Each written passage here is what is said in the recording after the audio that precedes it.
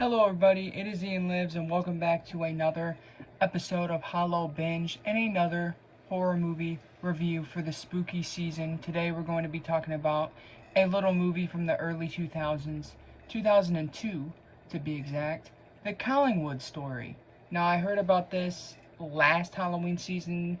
Some people on YouTube were recommending it, so I put it on my watch list. I ended up putting it on my Hollow Binge watch list this year, and I really didn't know much about it. I had an idea that it was found footage or found footage-esque, which it was, and I really did not know what was in store. So without further ado, let's talk about the Collingswood story, which is available on Shudder if you guys want to watch it. Starting off with the little plot synopsis, we follow this girl who has gone off to college, and she really misses her really best close friend, and that friend also has a crush on her, but you know, they're like in that in-between stages where they don't know if they're friends or if they're more than friends, whatever. But basically they miss each other, so what they end up doing is they end up setting up this early 2000s as hell video phone call Skype type thing, but it's again super early technology, so very nostalgic, very weird. So they end up talking through video cameras, which is actually how the whole movie is told. Now, pretty much, long story short, the guy friend, because it's the girl's birthday, ends up giving her all these phone numbers to call just for fun. One of them ends up being this psychic girl who can read people's minds. And basically this psychic starts telling the story about the town that the girl lives in, Collingswood, New Jersey, and starts talking about this cult stuff.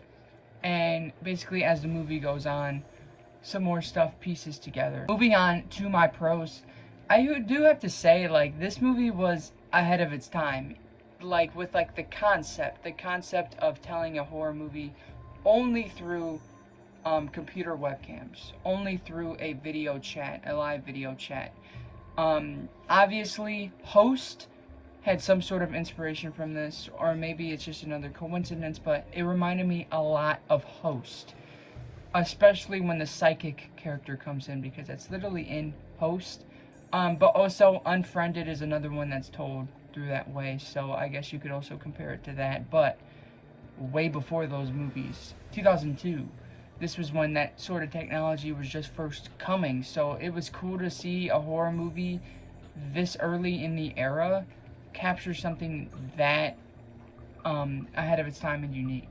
Unfortunately, nothing else in this movie is ahead of its time, but I'll talk about that soon. But I did enjoy the aesthetic, the concept, the format, which we have seen before now, but I'm assuming that this is one of the first, if not the first, to actually do it. I also enjoyed, this movie has like a fun factor to it. It's not great, you realize it's not fantastic when you first watch it. It's fun and entertaining as hell.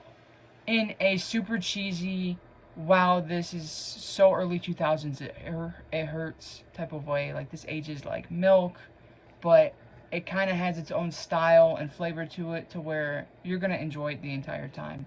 The plot had me really entertained, it had me intrigued, it had me interested, it had me hooked. It's definitely a pro. I mean, the movie's entertaining. You're going to get entertaining value out of it. You're going to have fun. Even if it's stupid, dumb fun, you're still going to have fun. But it is super ridiculous at times. The acting, I thought, was going to be horrible. You know, like, the first 5 minutes of this movie, you kind of get a feel, like, what vibes it's going to be the whole entire time. And I was like, wow, these actors are going to suck. They brought decent performances. Now, they're not Oscar-worthy or anything like that. But they are pretty damn good performances. I mean, they're not fantastic, but they're, like, way better than what I thought they would be. Way better than they probably should be. So, I have to talk about the acting in some sort of way, for sure. Another thing I enjoyed is the atmosphere. There's some damn creepy moments, for sure. More toward the back half. which also goes into my cons, but still, there's some creepy moments, especially the final shot of the movie. But other than that, those are my pros. It's dumb fun, it's nostalgic in a dumb but fun way. The acting's not horrendous, it's not great, but it's actually pretty good. And there's some creepy moments, it's ahead of its time, and you're bound to have a good time. You're not gonna watch this and get zero enjoyment out of it. You're gonna get some sort of enjoyment out of it. Moving on to my cons, there is one huge one which I already touched on a little bit. This does not age well at all. It's very of its time to where it's laughable most of the time. Especially like just like how like the desktop that the whole movie's being told on looks like junk. It's so early 2000s. The dial-up internet sound effects, it doesn't age well in that factor. The concept, the format, ages pretty good because that actually has been replicated in modern times, but the actual era and feel of the movie, no. There is horrible music. I guess this can be another con. Especially toward the first half, it feels like the whole entire movie has this crappy rock music behind it, but just really quiet. That makes me not want to take anything seriously. And it kind of was distracting at times to where I was focusing on this horrible music. Thankfully, again, toward the second half of the movie, the music kind of goes away. But yeah, again, super 2000s, that music and shit. And the character, the guy friend, has a guy friend, and that friend is super ridiculous. Again, very of its time. Now, another con that I have. This movie doesn't go far enough with what it builds up. It builds up some potential to be pretty scary, pretty creepy, to maybe even redeem itself. And the final act plays it so safe, I was bored. Not much happens. It's just like the retelling of the same thing. Like, don't call that witchcraft lady again. Don't call that psychic. Don't call her. Don't call her. Don't call her. Then they call her. And they hang up. Call her again. Call her again. It's just meandering around, like, ending the actual movie. And then when the movie does actually start to form the ending, it's not satisfying. It's, like, very slow, boring. Nothing happens until the final shot, the final frame. You get a scary imagery. Other than that, the final act is super safe. Again, boring at points. It practically falls into the boring category. I was pretty bored. I was on my phone a couple scenes because nothing was happening. And I like, even if it was like super cheesy horror, I just wanted more horror in that final act. They didn't redeem themselves. It could have saved the movie, but it didn't. And actually at the end of the movie, I was like, wow, that first half was super of its time but entertaining. That kind of saved the movie more than I was expecting the ending to save the movie. So I would say if you're in the store, if you like super cheesy early 2000s horror movies, this is a good one. The Collingswood Story is like a 2000s Host. That's the best way to describe it. It has some good, charming moments. Most of it's super cheesy and laughable, which is fun to me. And again, it's very of its time. It doesn't age super well era-wise, but if you look at the actual format, it's pretty ahead of its time.